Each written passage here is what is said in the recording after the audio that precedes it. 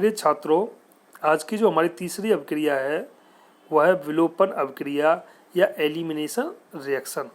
इससे पहले हमने पढ़ा था प्रतिस्थापन अभिक्रिया, योगात्मक अभिक्रिया।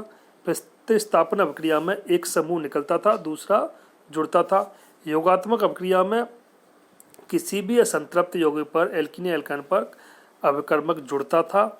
और जो विलोपन अभिक्रिया, इसमें क्या होता है, विलोपन अभिक्रिया दो निकटवर्ती कार्बन परमाणुओं से एक छोटा अणु H2, X2, HX, H2O, NH3 आदि विलोपित होता है। अर्थात परमाणु में दो सिग्मा बंध टूटते हैं और एक पाई बंध का निर्माण होता है। यह अभिक्रिया जस्ट उससे उल्टी है। उसमें क्या होता था, एक पाई बंध टूटता था और दो सिग्मा बंध बनते थे। इसमें दो सिग्मा बंध टूटते हैं और एक पाई बंध का निर्माण होता है। ऐसी अभिक्रियाएं विलोपन अभिक्रियाएं कहलाती हैं। एल्कोहलों का अम्ल उत्प्रेरक निर्जलीकरण, एल्किल हैलाइड का क्षार उत्प्रेरक विहाइड्रोजीकरण, एल्केनों का विहाइड्रोजनिक हैलोनीकरण आदि विलोपन अभिक्रिया के उदाहरण हैं। तो बहुत सारे एग्जाम्पल में विलोपन से नाम से स्पष्ट हो रहा है कि विलोप होना, किसी चीज़ का निकलना, और योगात्मक में जुड़ना, प्रतिस्थापन में प्रतिस्थापन होना। तो ये चारों जो अभिक्रिया वो नाम से ही क्लियर हो रही है कि योगात्मक अभिक्रिया या विलोपन अभिक्रिया में किसी भी चीज़ का विलोपन हो या निकल जाना। इसमें कुछ उदाहरण दे रखे हैं, मैं आपको इसमें से सिर्फ एक उदाहरण बताता हूँ। मान लो हमारा सबसे पहला एग्जाम्पल है एथेनॉल की सांद्र H2SO4 के साथ अभिक्रिया। ये एथेनॉल है और एथेनॉल की अभिक्रिया सांद्र H2SO4 के साथ होने पर ये हमारा बीच में एक मध्यवर्ती प्राप्त होता है।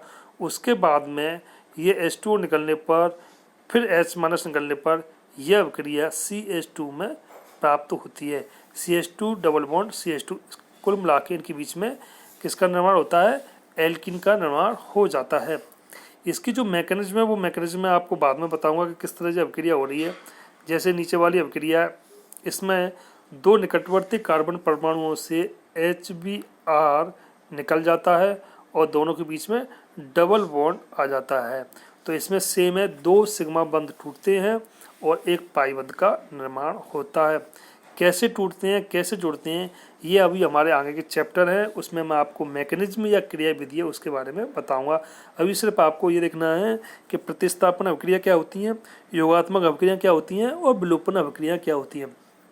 प्रतिस्थापन अभिक्रिया वो तीन तरह से संपन्न होती हैं, योगात्मक अभिक्रिया वो भी तीन तरह से होती हैं और विलोपन अभिक्रिया वो सिर्फ एक प्रकार से ही संपन्न होती है।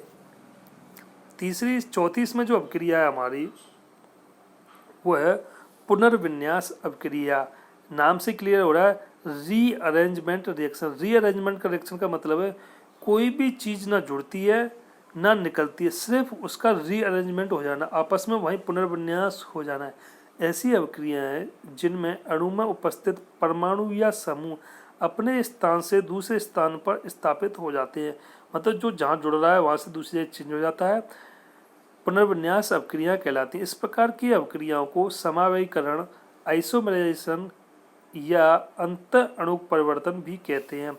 कुल मिला के इन अभिक्रियाओं में ना तो कुछ जुड़ता है ना कुछ टूटता है। जो परमाणु या समूह हैं वो अपने स्थान से दूसरे स्थान पर स्थापित हो जाते हैं या इंटरचेंज हो जाते हैं, बदल जाते हैं।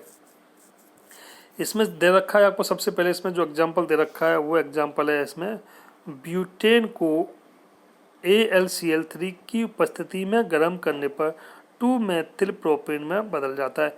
ये जो अभिक्रिया है इसमें ये ब्यूटेन है, नॉर्मल ब्यूटेन दे रखी है। अगर इसको AlCl3 की उपस्थिति में गर्म करते हैं तो जो आइसोमराइजेशन मतलब समावयवी, उसका दूसरा समावयवी हमें प्राप्त हो जाता है।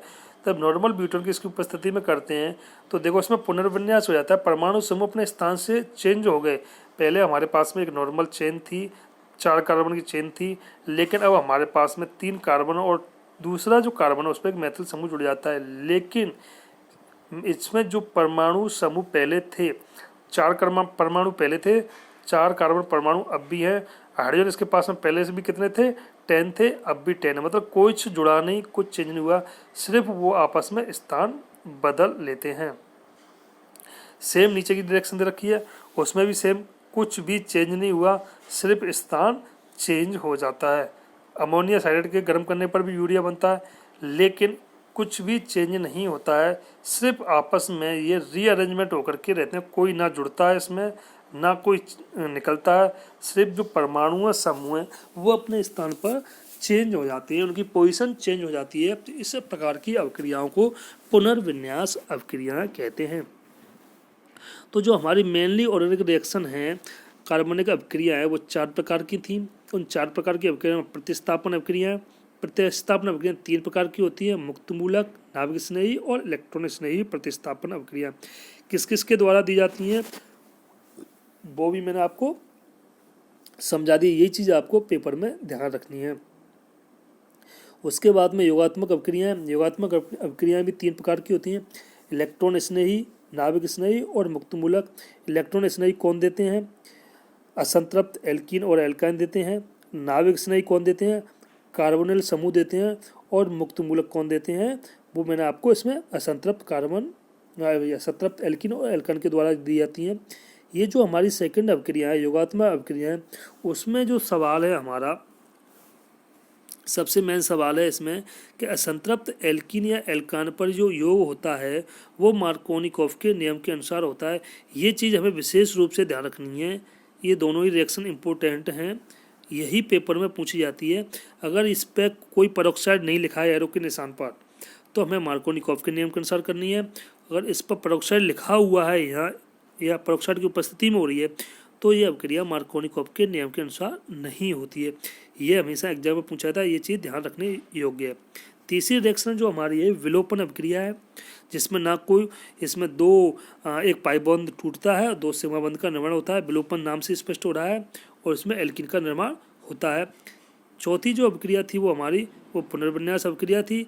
इस पुनर्विन्यास अभिक्रिया में ना कुछ जुड़ता है ना निकलता है, सिर्फ जो परमाणु समूह है अपने स्थान पर इधर उधर चेंज हो जाते हैं। तो चारों मोस्टली जो ऑर्गेनिक रिएक्शन है हमारी, ये 4 प्रकार की हैं। इसके बाद हम नेक्स्ट टॉपिक पढ़ेंगे नेक्स्ट वीडियो में।